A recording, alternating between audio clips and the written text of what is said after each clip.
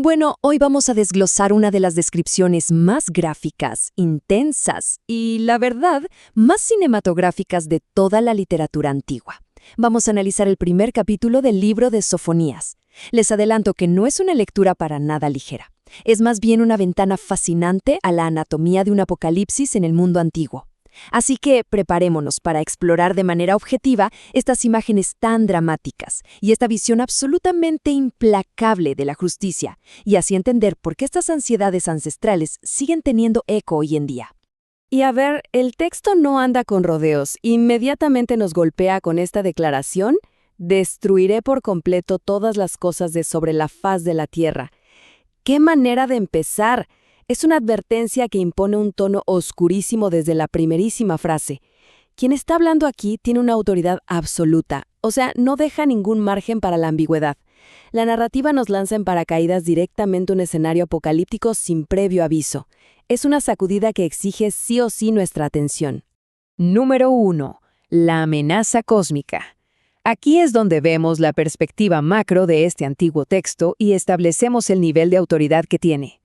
Pero antes de llegar a la destrucción total, repasemos un poco el contexto histórico y el linaje del profeta. La cadena empieza con Ezequías, pasa por Amarías, Gedalías y Cusi, hasta llegar finalmente a Sofonías. Y todo esto ocurre durante el reinado del rey Josías en Judá. Un dato increíble sobre esta época es que el rey Josías subió al trono cuando tenía apenas 8 años. Imagínense eso. Este detalle no es poca cosa, porque aterriza una profecía global y súper aterradora en una realidad política sumamente volátil y bien documentada. No estamos hablando de un mito abstracto, sino de un momento de verdadera y profunda ansiedad histórica.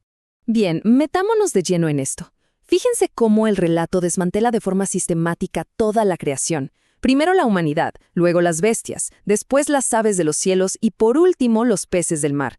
Es literalmente como si estuviéramos presenciando el relato del Génesis, pero en reversa. Esto subraya una amenaza cósmica de la que nadie escapa. Absolutamente nada que camine, vuele o nade se salva de este barrido metódico. 2.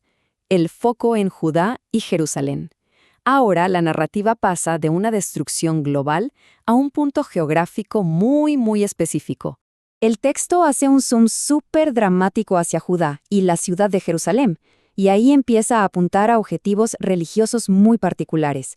Menciona a los restos de Baal, a los ministros idólatras con sus sacerdotes, a los que se postran en los tejados ante el ejército del cielo, y a esos que intentan jugar en dos bandos, jurando por Jehová, pero también por Milcom. Básicamente la narrativa ataca sin piedad la mezcla de diferentes fes. Es una condena categórica al sincretismo religioso, y nos muestra ese miedo profundo a perder una identidad cultural y espiritual que debía ser unificada. Y luego, en el versículo 7, aparece esta orden escalofriante. Callan la presencia de Jehová el Señor. Es un momento que te obliga a hacer una pausa. El texto exige un silencio reverencial, absoluto, porque se ha preparado un sacrificio divino.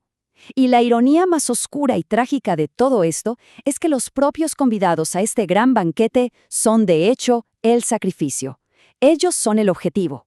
3. Castigo de líderes y mercaderes. Ahora dejamos de lado la religión para enfocarnos en la jerarquía económica y política. Lo que sigue es un recorrido que da escalofríos. Es casi como una auditoría urbana a toda velocidad por los distintos barrios y clases sociales de Jerusalén.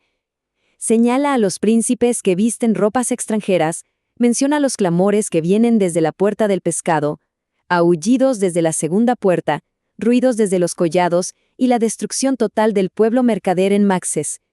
Es un barrido geográfico implacable. No deja ni una sola calle o mercado sin revisar. Oficiales del rey y comerciantes millonarios, todos tienen que rendir cuentas. Y aquí hay una comparación fascinante.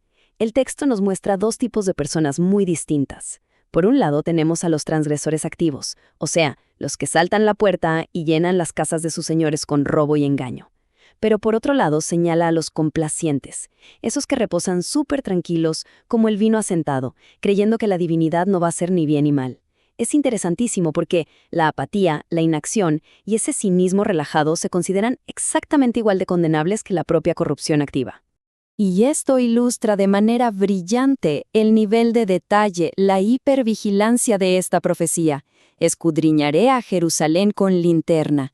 Una metáfora increíble e inquietante que aparece en el versículo 12. Nos dice que no hay rincones oscuros, no hay donde esconderse.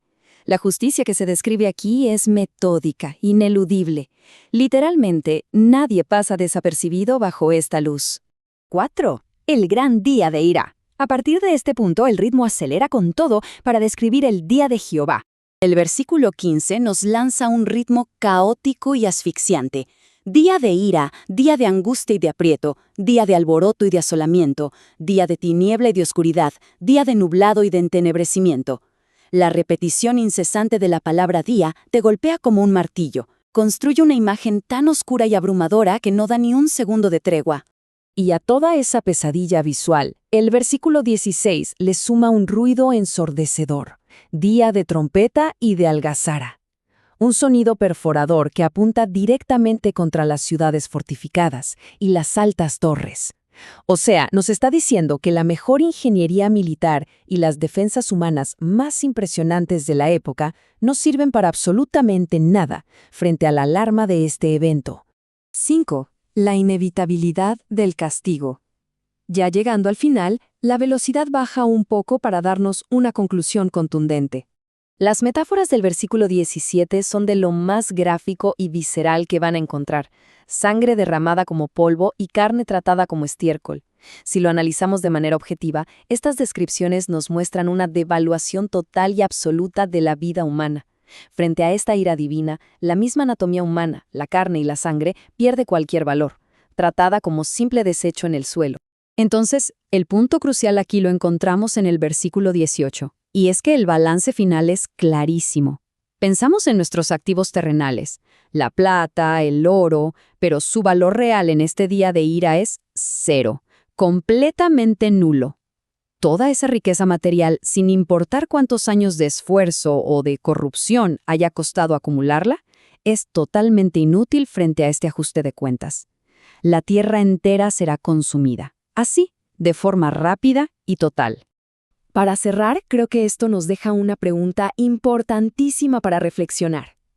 ¿Qué nos revela este enfoque antiguo sobre una justicia tan absoluta e ineludible acerca de las propias ansiedades culturales e históricas de su época?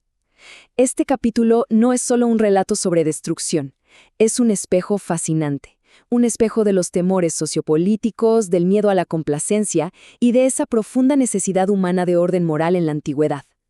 Es un texto que sin duda sigue resonando con muchísima fuerza. Esperamos que este análisis visual de la fuente les haya resultado súper interesante. Hay muchísimo que podemos aprender cuando estructuramos la información de nuestro pasado de esta manera.